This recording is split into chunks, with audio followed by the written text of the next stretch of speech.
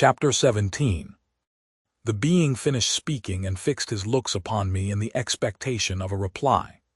But I was bewildered, perplexed, and unable to arrange my ideas sufficiently to understand the full extent of his proposition. He continued, "You must create a female for me with whom I can live in the interchange of those sympathies necessary for my being. This you alone can do, and I demand it of you as a right which you must not refuse to concede." The latter part of his tale had kindled anew in me the anger that had died away while he narrated his peaceful life among the cottagers, and as he said this, I could no longer suppress the rage that burned within me. "I do refuse it," I replied, "and no torture shall ever extort a consent from me. You may render me the most miserable of men, but you shall never make me base in my own eyes. Shall I create another like yourself, whose joint wickedness might desolate the world? Begone! I have answered you. You may torture me, but I will never consent." "You are in the wrong," replied the fiend. "And instead of threatening, I am content to reason with you. I am malicious because I am miserable. Am I not shunned and hated by all mankind? You, my Creator, would tear me to pieces and triumph. Remember that, and tell me why I should pity man more than he pities me. You would not call it murder if you could precipitate me into one of those ice rifts and destroy my frame, the work of your own hands. Shall I respect man when he condemns me? Let him live with me in the interchange of kindness, and instead of injury I would bestow every benefit upon him with tears of gratitude at his acceptance. But that cannot be. The human senses are insurmountable barriers to our union, yet mine shall not be the submission of abject slavery. I will revenge my injuries. If I cannot inspire love, I will cause fear, and chiefly towards you, my archenemy, because my Creator, do I swear inextinguishable hatred. Have a care. I will work at your destruction, nor finish until I desolate your heart, so that you shall curse the hour of your birth." A fiendish rage animated him as he said this. His face was wrinkled into contortions too horrible for human eyes to behold, but presently he calmed himself and proceeded. "I intended to reason. This passion is detrimental to me, for you do not reflect that you are the cause of its excess. If any being felt emotions of benevolence towards me, I should return them 100 and 100-fold. For that one creature's sake, I would make peace with the whole kind. But I now indulge in dreams of bliss that cannot be realized. What I ask of you is reasonable and moderate. I demand a creature of another sex, but as hideous as myself. The gratification is small, but it is all that I can receive, and it shall content me.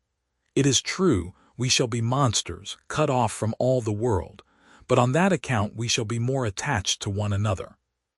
Our lives will not be happy, but they will be harmless and free from the misery I now feel. Oh, my Creator, make me happy. Let me feel gratitude towards you for one benefit. Let me see that I excite the sympathy of some existing thing. Do not deny me my request." I was moved. I shuddered when I thought of the possible consequences of my consent, but I felt that there was some justice in his argument. His tale and the feelings he now expressed proved him to be a creature of fine sensations, and did I not as his Maker owe him all the portion of happiness that it was in my power to bestow?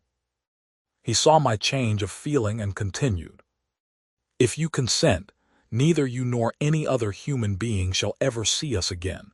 I will go to the vast wilds of South America. My food is not that of man.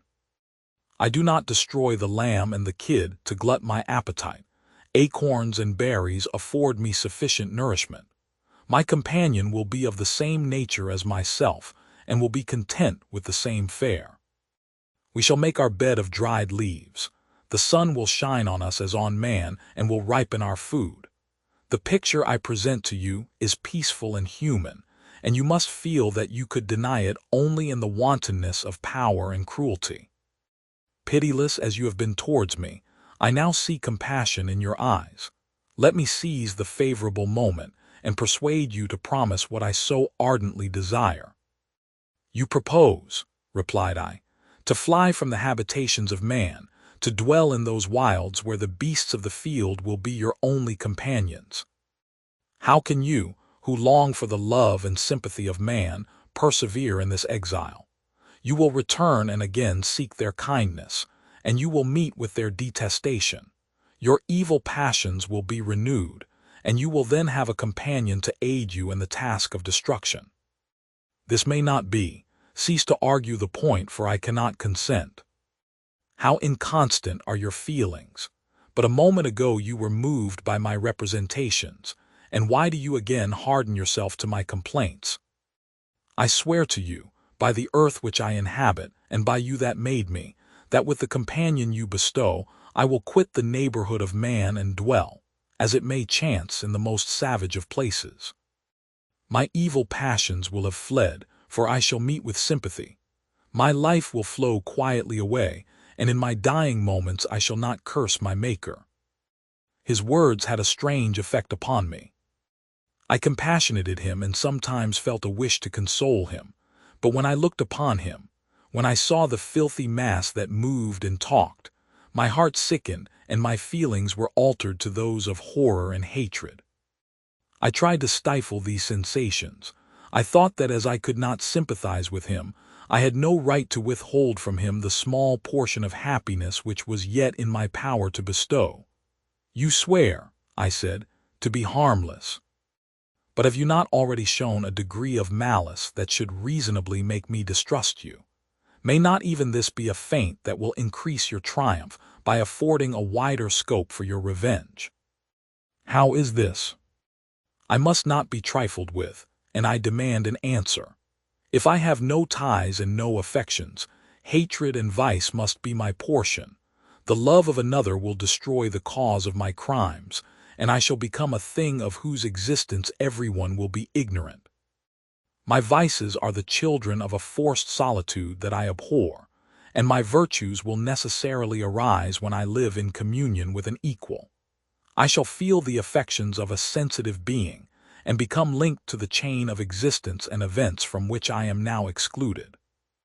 I paused some time to reflect on all he had related, and the various arguments which he had employed.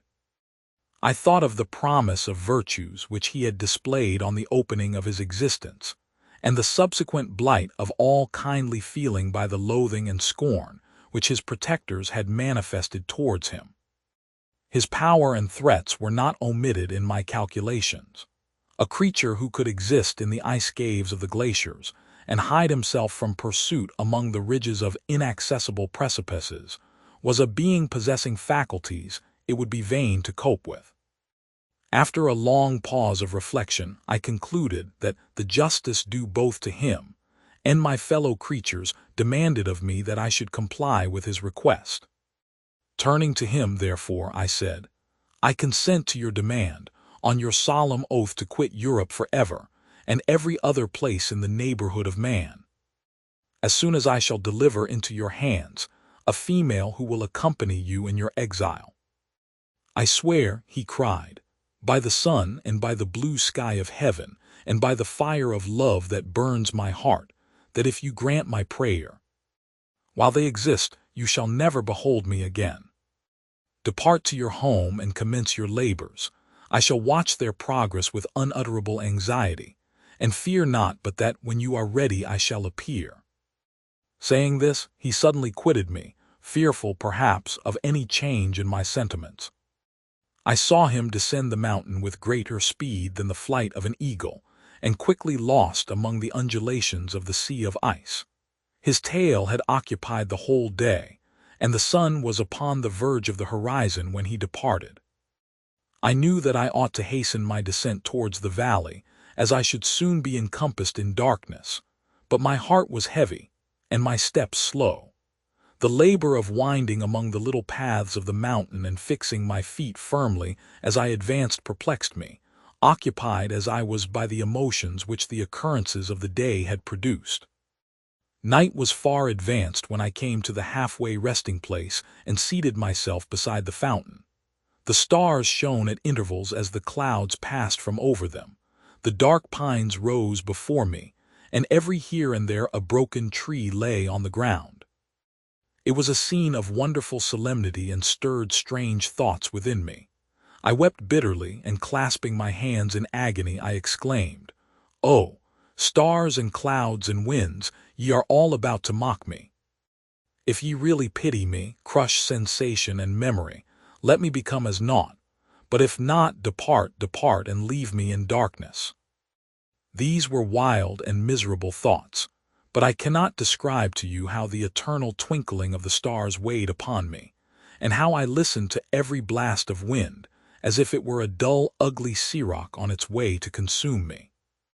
Morning dawned before I arrived at the village of Chamonix. I took no rest, but returned immediately to Geneva. Even in my own heart I could give no expression to my sensations. They weighed on me with a mountain's weight, and their excess destroyed my agony beneath them. Thus I returned home, and entering the house, presented myself to the family. My haggard and wild appearance awoke intense alarm, but I answered no question, scarcely did I speak. I felt as if I were placed under a ban, as if I had no right to claim their sympathies, as if never more might I enjoy companionship with them. Yet even thus I loved them to adoration. And to save them, I resolved to dedicate myself to my most abhorred task. The prospect of such an occupation made every other circumstance of existence pass before me like a dream, and that thought only had to me the reality of life.